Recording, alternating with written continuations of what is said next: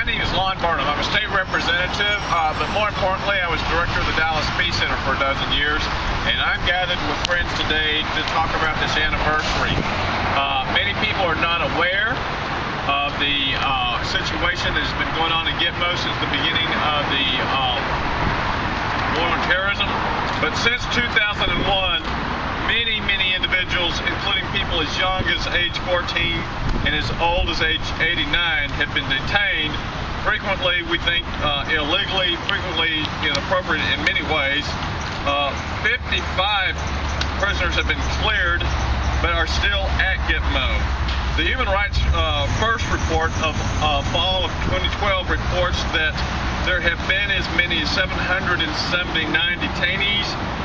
There have been many deaths on the site in the period of time of the operation of the facility.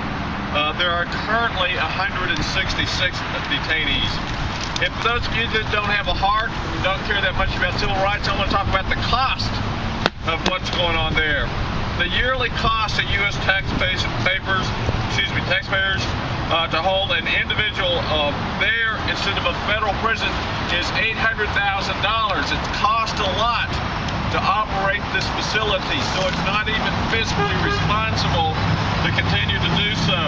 The annual operating cost of this facility is $150 million.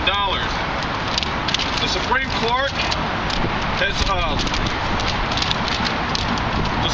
has sided with the detainees and had many of the detainees in cases. All 4 times the issue has arrived at the Supreme Court, they've decided with the detainees.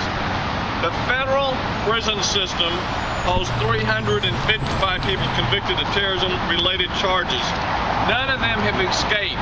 It is ridiculous to hold the unconvicted at the cost that we're detaining them in Cuba, and it is ludicrous that we don't change this foreign policy. But as many of you know, because of the reauthorization of the National Defense Authorization Act, we have perpetuated this crime against humanity, and some of the biggest culprits, whether they're Senator John McCain or Senator Feinstein from California. Senator Feinstein tried to make it where you couldn't do it to U.S. citizens, and she failed even in that effort. So that tells you the mindset of the U.S. Senate.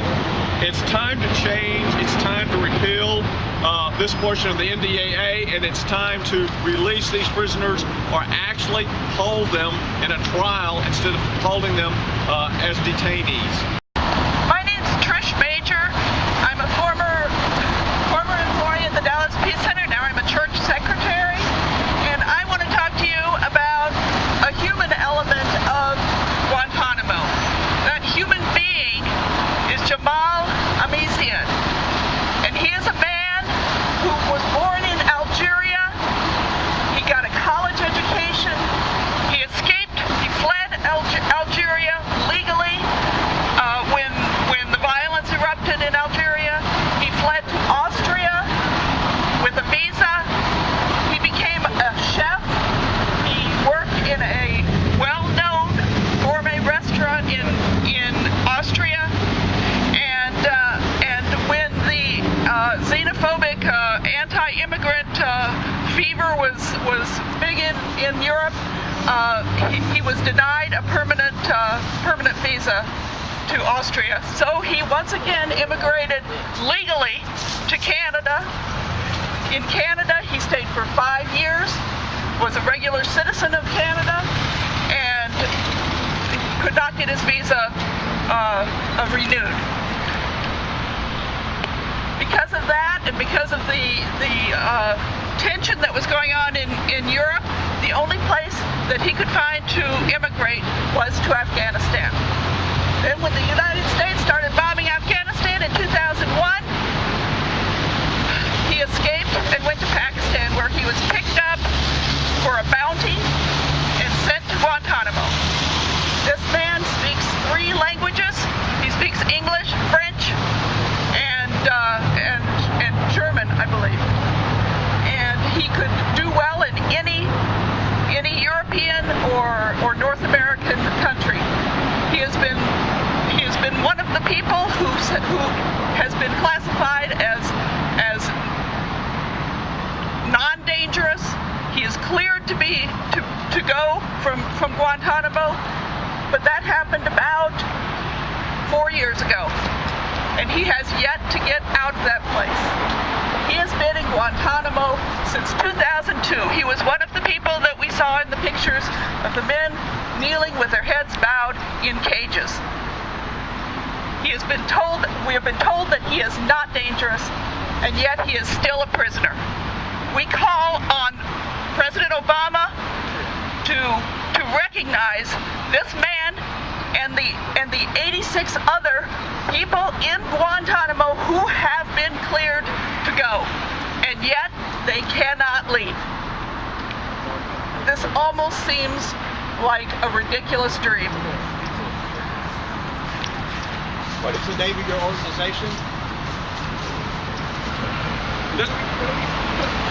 Today, this is an ad hoc coalition of a number of groups, but you'll notice here's the Bill of Rights Defense Committee, Code Pink, a number of peace organizations across the country are commemorating this occasion, and we are extremely saddened by the occasion of the release of the film, because it seems to glorify the very thing that Americans should be standing against. Thank you. With the NDAA and unjust detentions, it could happen to any one of us.